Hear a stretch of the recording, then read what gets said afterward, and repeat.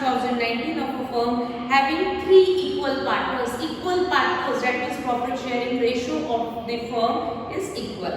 Then Preeti, Priya and Prachi ये 3 partners है. Balance sheet as on 31st March 19 on the liability side, capital, trade creditors, loan, but bracket says secured by machinery, यानी जब हमने किसी से भी loan लिया होगा, बैंक से लोन लिया होगा, कोई थर्ड पर्सन से लोन लिया होगा, सिर्फ लोन लिया है, यानी ये पार्टनर्स से नहीं लिया है, सिर्फ लोन है, यानी किसी ना किसी आउटसाइडर से हमने लोन लिया. जब हमने ये लोन लिया तब जिसने हमें लोन दिया उन्होंने हमारी मशीनरी को मॉर्गेज रखा है. सिक्योर्ड बाय मशीनरी यानी जब भी मशीनरी हम सेल करेंगे तो उसमें से अमाउंट सबसे पहले पे ऑफ होगी लोन के अगेंस्ट. ठीक, तो लोन सिक्योर्ड है यानी जब भी ये लोन का पेमेंट करना है तो मशीनरी बेच के जो पैसा आएगा वो लोन के अगेंस्ट हमें पे करना पड़ेगा, कंपल्सरीली पे करना पड़ेगा. On the asset side machinery, furniture, stock, cash at bank, profit and loss account. Adjustments, the firm was dissolved due to insolvency of all the partners. Machinery was sold for 18,000 while furniture fetched 14,000. Stock realized 35,000. Realization expenses amounted to rupees 2,000. Nothing could be recovered from Priya and Prachi. 3,400 could be collected from Preeti's private estate. ये सब adjustments तो हम करेंगे, but सबसे पहली step हमारी क्या होती है, बैलेंस शीट को आंसर में ट्रांसफर कर लेना. सबको आता है.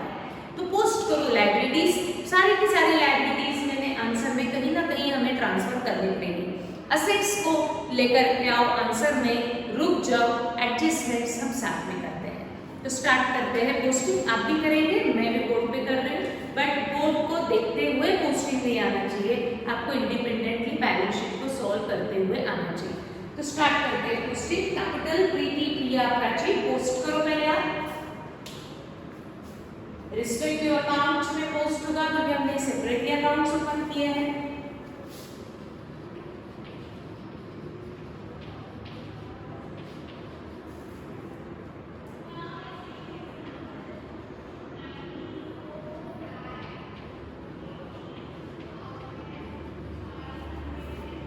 क्रेडिटर्स हमने सेपरेटली अकाउंट ओपन किया हुआ है.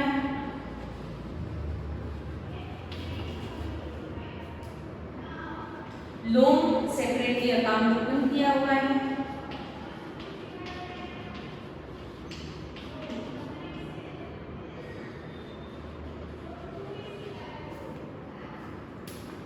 Machinery, furniture, stock account open नहीं है,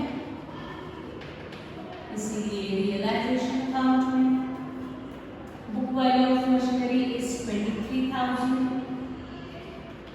Book value of furniture, that is balance sheet value, 16,000. Book value of stock, 47,000. Cash at bank, separately account open है.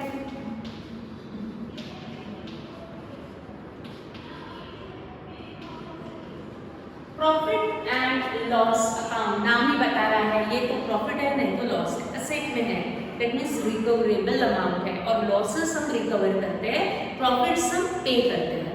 तो रिकवरेबल है, असेट में है, यानी ये लॉस है. लॉसेस को हमेशा बेयर करेंगे पार्टनर्स. तो ये जो भी पी एंड एल अकाउंट है, ये 84,000 को हमें तीनों पार्टनर्स में इक्वली डिवाइड करना पड़ेगा. इक्वली क्यों? क्योंकि ये इक्वल पार्टनर्स है. तो 84,000 को हम डिवाइड करेंगे इक्वली, 3 पार्टनर्स में डिवीजन करना है, इसलिए डिवाइडेड बाय 3 अगर हम करते हैं तो आंसर आएगा 28,000. यस, 28,000 तीनों पार्टनर्स में डेबिट में ट्रांसफर करेंगे. सबको मालूम है क्यों डेबिट में ट्रांसफर करेंगे, क्योंकि आपको ये पी&एल अकाउंट असेट में दिया होगा. डन. अब सारी बैलेंस शीट को हमने आंसर में पोस्ट कर दिया. अब यहाँ पे हमें सबसे पहले असेट्स को सेल करना पड़ेगा, क्योंकि हम बिजनेस को एंड कर रहे हैं. तो जितनी भी असेट है हमारे पास 3 टाइप की असेट है, मशीनरी, फर्नीचर, स्टॉक. तीनों असेट्स सबसे पहले मार्केट में ले जाके सेल करनी है. वो कितने में रियलाइज्ड हुई क्वेश्चन में दिया जाता है, आपको दिया है एडजस्टमेंट में। The firm was dissolved due to insolvency of all the partners, सारे पार्टनर्स इंसॉल्वेंट हुए हैं तो एक्सटर्नल लायबिलिटीज को सबसे लास्ट में पेमेंट करना पड़ेगा, क्योंकि उनको लॉस बेयर करना है। फर्म के पास भी कैश नहीं है, इंडिविजुअल पार्टनर के पास भी कैश नहीं है, इसीलिए एक्सटर्नल लायबिलिटीज को हमने अकाउंट में ओपन किया, ये सबसे लास्ट में क्लोज किया जाएगा। ठीक, आगे बढ़ते हैं। Machinery was sold for 18, while furniture fetched 14, stock realise 35। तीनों असेट मार्केट में रियलाइज हुई है। तो हम चार्ट प्रिपेयर करते हैं under efficiency account, prepare working note. First working note for assets, assets either sold or realized in the market or taken by a partner.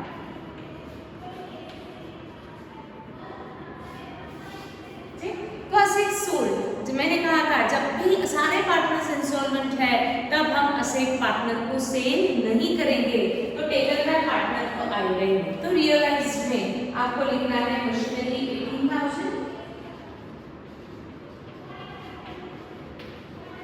Furniture 14,000 and stock 35,000. Take the total of assets realized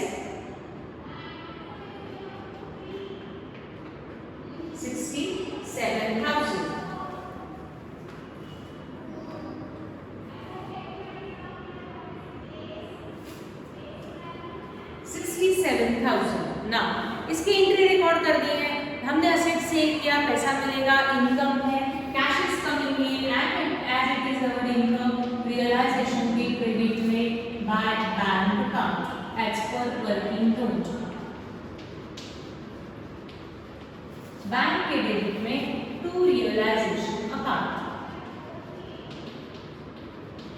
67,000। Assets को sell करके firm ने cash में सारी assets को convert तो कर दिया। अब फर्म की पोजीशन देखो, फर्म के पास कितनी कैश है बैंक में, 10,000 का बैलेंस था, बैंक बैलेंस था, प्लस 67,000 असेट्स रियलाइज करके हमें कैश रिसीव हुई। दैट मींस इस फर्म के पास अब टोटल कैश अवेलेबल है 77,000। अब ये 77,000 में से सबसे पहले हमें पेमेंट करना है एक्सटर्नल। कौन से एक्सटर्नल? क्रेडिटर्स है एंड लोन है। तो हमारे पास टोटल एक्सटर्नल लायबिलिटी कितनी है 50 एंड 30, दैट मींस 80,000, और हमारे पास कैश अवेलेबिलिटी है 77,000। हो सकता है इसमें से कुछ इंस्टेंट पेमेंट भी हमें करने पड़े। तो एक्सटर्नल लायबिलिटीज को तो हम फुल पेमेंट नहीं कर सकते, क्योंकि एक्सटर्नल लायबिलिटी है 80,000 की, बट हमारे पास कैश अवेलेबल है 77,000। कुछ ना कुछ लॉस इनको बेयर तो करना है, क्योंकि हम इनको फुल पेमेंट नहीं कर सकते। जब हम फुल पेमेंट नहीं करेंगे तो ये एक्सटर्नल लायबिलिटीज को लॉस बेयर करना है। कितना लॉस बेयर करना है ये कैलकुलेट करने के लिए हमने ये अकाउंट्स ओपन किए हैं। तो अब हमें देखना है कि कितना लॉस उनको बेयर करना है, उनको हम कितना पेमेंट करेंगे, ये तो हम लास्ट में करेंगे। पहले चेक करते हैं ऐसा कोई इंस्टेंट एक्सपेंस हमने पे किया कि जिसको हमें eight the time of dissolution सबसे पहले पे करना ही पड़ेगा। ऐसा कोई एक्सपेंसेस क्वेश्चन में दिया हुआ है क्या? अगर हम चेक करते हैं तो आपको दिया है रियलाइजेशन एक्सपेंसेस अमाउंटेड टू ₹2,000, यानी मेरे पास 77,000 है, जिसमें से मुझे इमीडिएट 2,000 तो पे करना है। रियलाइजेशन एक्सपेंस है, इसीलिए रियलाइजेशन अकाउंट के डेबिट में पेमेंट करेंगे, तो कैश इज गोइंग आउट, इसीलिए to bank account credit. Then realisation के डेबिट में टू बैंक है, तो बैंक के क्रेडिट में रहेगा बाय रियलाइजेशन अकाउंट। अब पोजीशन देखो कैश 77,000 टोटल कैश थी, जिसमें से इंस्टेंट एक्सपेंस 2,000 पे करने के बाद अब फर्म के पास कैश अवेलेबिलिटी है 75,000 की, बट लायबिलिटीज को मुझे पेमेंट करना है 80,000, यानी हम किसी को भी फुल पेमेंट नहीं करने वाले, किसी ना किसी को लॉस, सब दोनों को लॉस को बेयर करना है। ठीक, अब हम कितना लॉस किसको बेयर करना है ये फाइंड आउट करने के लिए सबसे पहले पोजीशन लिख देंगे पार्टनर्स के स्टेट की। पार्टनर के स्टेट में से क्या हम कोई अमाउंट रिकवर कर पाते हैं क्या, ये सबसे पहले मुझे देखना पड़ेगा, जिसके लिए हम पहले कौन सा अकाउंट क्लोज करेंगे, रियलाइजेशन अकाउंट। तो सबसे पहले क्लोज करो realisation account and find out the balance. अब रियलाइजेशन अकाउंट की डेबिट की ही टोटल ज्यादा मिलेगी क्योंकि सारे पार्टनर्स इंस्टॉलमेंट है यानी फॉर्म पे डूब चुकी है।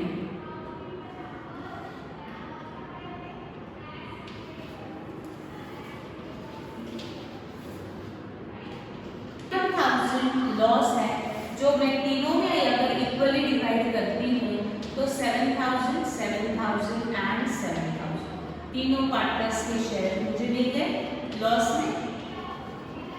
फर्स्ट शेयर फर्स्ट पार्टनर का एंड फर्स्ट पार्टनर है प्रीति, इसके आगे लिखेंगे to by Preeti's capital account, by Priya's capital account and by Prachi's capital.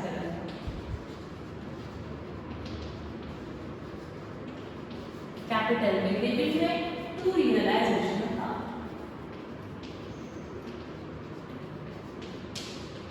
7, 7, 7। Now अच्छे से समझो लास्ट कंसेप्ट जो इस क्वेश्चन में दिया हुआ है। अब इन लायबिलिटीज को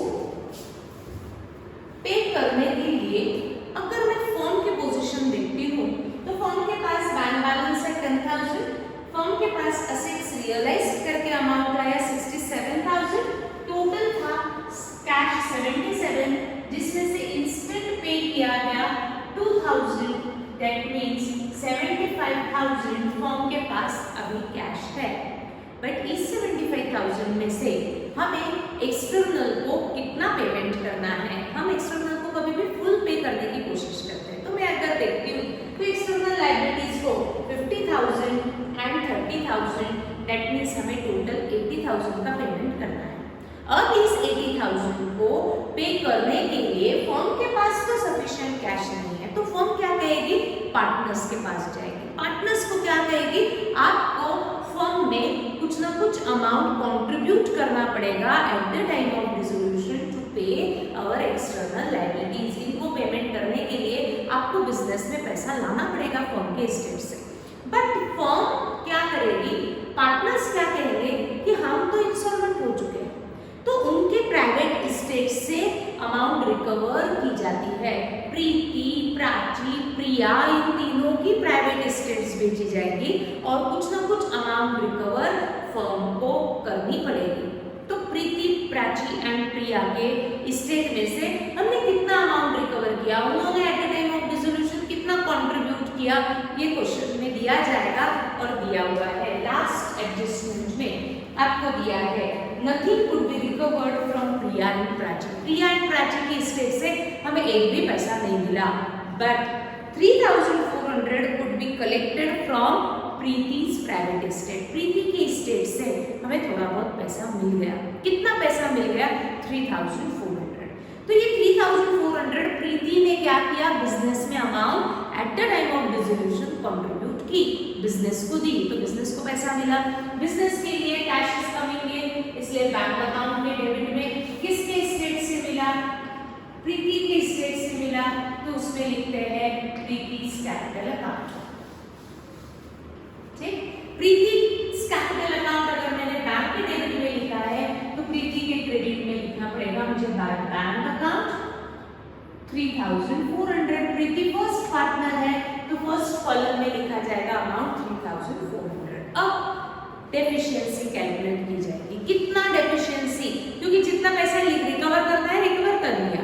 प्राची एंड प्रिया ने तो कुछ भी कंट्रीब्यूट नहीं किया, प्रीति ने कंट्रीब्यूट किया, तो प्रीति से पैसा मिला, इसलिए बैंक अकाउंट के डेबिट में टू प्रीति's कैपिटल, इसलिए प्रीति's कैपिटल के क्रेडिट में बाय बैक। अब किसी के भी स्टेट से हमें कोई भी अमाउंट मिलने वाला नहीं है, तो इनके अकाउंट से कैलकुलेट की जाएगी डेफिशिएंसी। तो सबसे पहले क्लोज करते हैं एक एक अकाउंट। सबसे पहले क्लोज किया जाएगा फर्स्ट पार्टनर प्रीति है, तो प्रीति का अकाउंट पहले क्लोज करेंगे।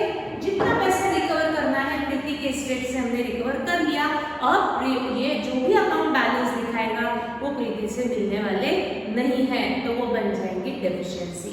तो सबसे पहले हम कैलकुलेट करते हैं प्रीति के अकाउंट की deficiency. Take the total of debit, first column का debit is 35,000 and first column का क्रेडिट इज 43,400। प्रीति ने कंट्रीब्यूट करने के कारण पोजीशन अब चेंज हो गई। प्रीति अकाउंट की क्रेडिट की टोटल ज्यादा है। क्रेडिट मींस अमाउंट पेएबल, यानी फर्म को ही उसको देना है eight the time of dissolution. कितना अमाउंट देना है, इन दोनों का डिफरेंस अगर मैं कैलकुलेट करती हूँ तो आता है 8,400। क्या फर्म प्रीति को ये 8,400 पे कर सकती है? हम पे क्यों बोल रहे हैं? क्योंकि क्रेडिट बैलेंस है। Credit means to whom it is payable। हम आउटसाइडर्स को ही नहीं दे पा रहे हैं, तो क्या हम प्रीति को ये 8,400 दे सकते हैं?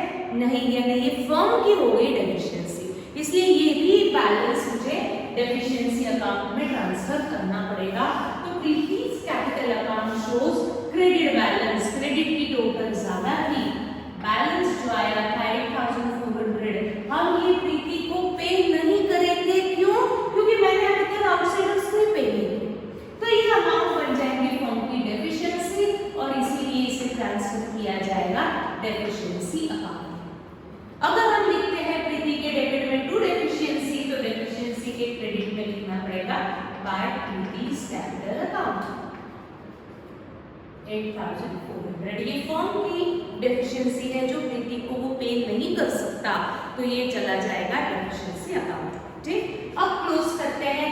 नेक्स्ट पार्टनर है प्रिया। तो प्रिया का पोजीशन देखते हैं, क्या फर्म को प्रिया को देना है या प्रिया से फर्म को रिकवर करना है, ये उसका अकाउंट आपको बताएगा। तो प्रिया अकाउंट का पोजीशन कैलकुलेट करने के लिए प्रिया का डेबिट और क्रेडिट लिया जाएगा। प्रिया का डेबिट इज 35,000, प्रिया का क्रेडिट इज 35,000।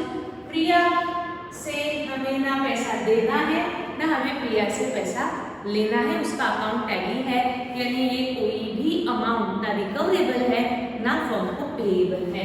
तो 35,000 ये टैली है, दैट मींस कोई भी अमाउंट प्रिया के अकाउंट से डेफिशिएंसी में ट्रांसफर होने वाला नहीं है। फिर पोजीशन चेक करते हैं प्राची का। प्राची का डेबिट इज 35,000 एंड प्राची का क्रेडिट is 25,000, that means इन दोनों में difference is 10,000, that means debit balance is 10,000। debit balance यानी प्राची से amount is receivable, but Prachi के स्टेट से nothing could be recovered दिया है, यानी हमने उसके स्टेट से एक भी पैसा रिकवर नहीं किया, यानी ये प्राची की बन गई डेफिशिएंसी। तो ये 10,000 अमाउंट हमें ट्रांसफर करनी पड़ेगी। प्राची अकाउंट का ये जो बैलेंस है वो बैलेंस हम कभी भी रिकवर नहीं कर सकते, इसलिए ये चला जाएगा डेफिशिएंसी अकाउंट में। अगर हम लिखते हैं क्रेडिट में प्राची के बाय डेफिशिएंसी, तो डेफिशिएंसी के डेबिट में लिखेंगे टू प्राची's कैपिटल 10,000।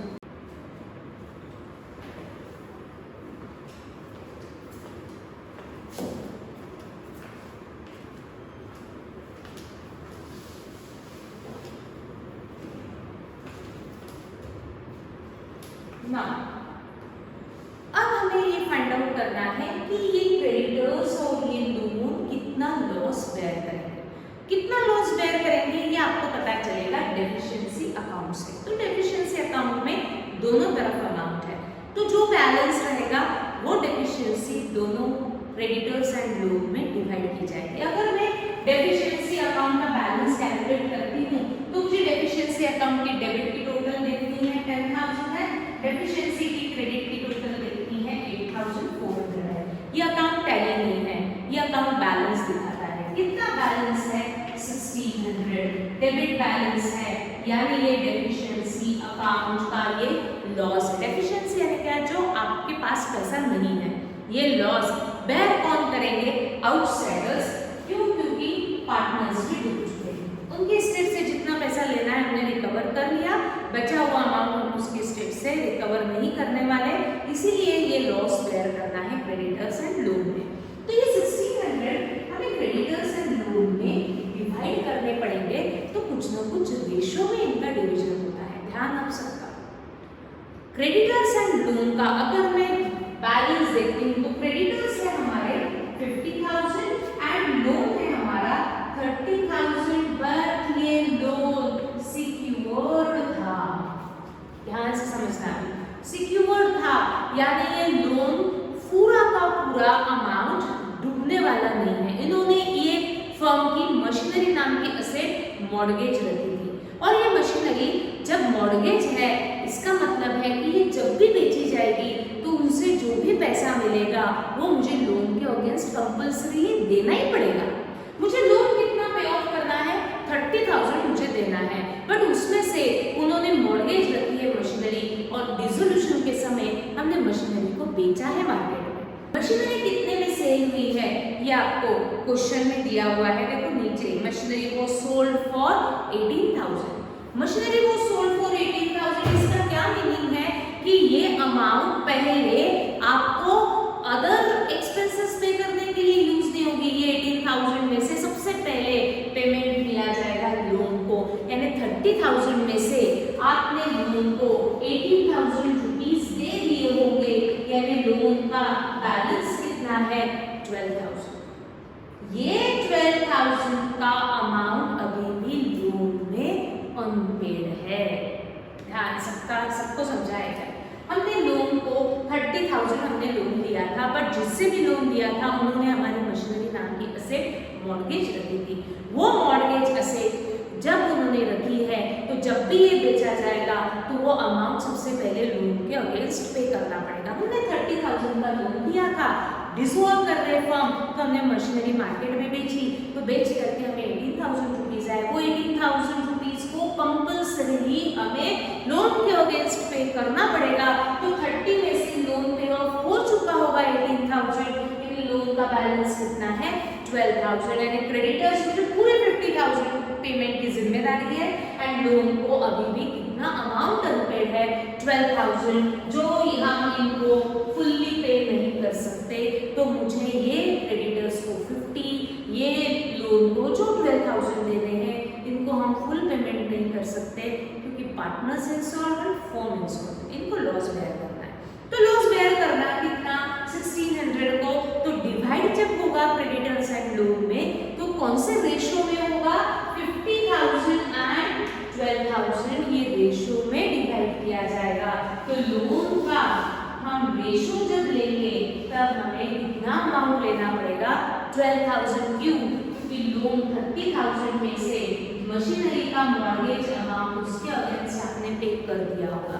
तो यहाँ रेशियो बनेगा क्रेडिटर्स एंड लोन में 50 एंड 12, तो मैक्सिमम जीरोस अगर मैं डिडक्ट करती हूँ तो रेशियो आया मेरा 50 एंड 12।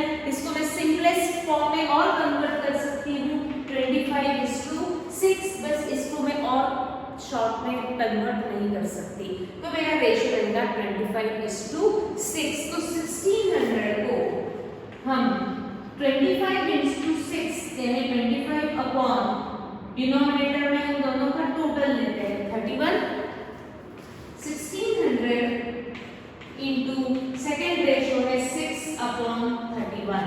31 कहाँ से आया, 25 + 6 का टोटल डिनोमिनेटर में लिखा जाता है। तो कैलकुलेट करते हैं 1600 इंटू 25/31, सभी कैलकुलेट करेंगे।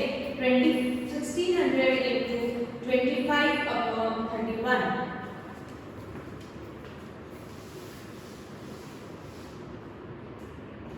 1600 into 25/31 and 1600 into 6/31।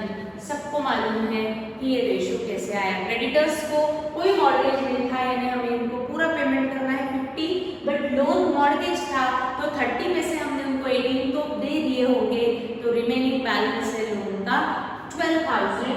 तो रेशियो हमने कैलकुलेट किया 50,000:12,000, that means 50:12, that means 25:6। तो कैलकुलेट करेंगे सभी 25/31 and 6/31। 31 से पहले डिवाइड कर दो, पॉइंट में आएगा।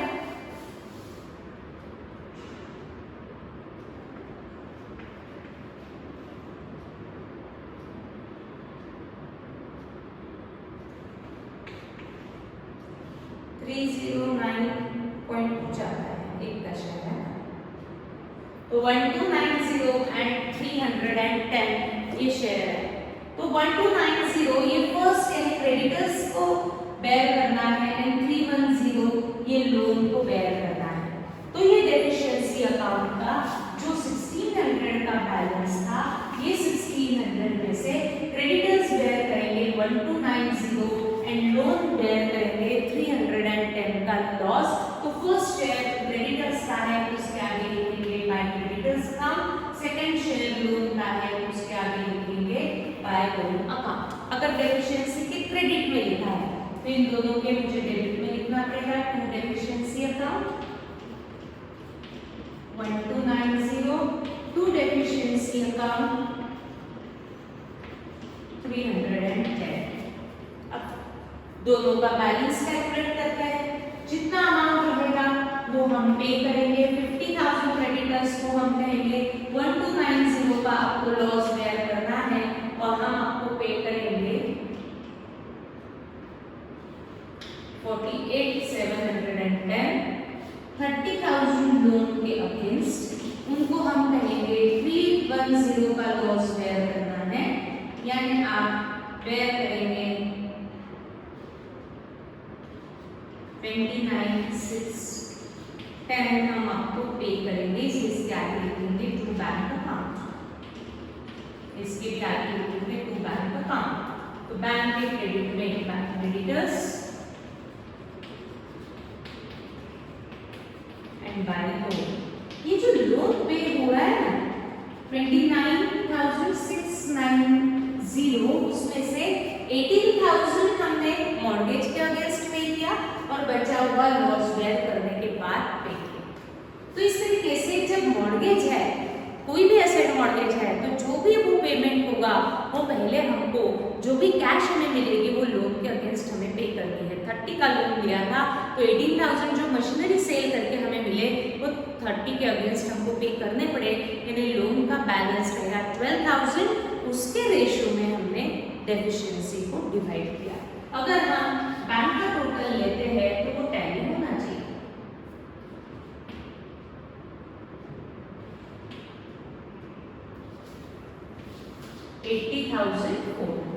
यस, ठीक।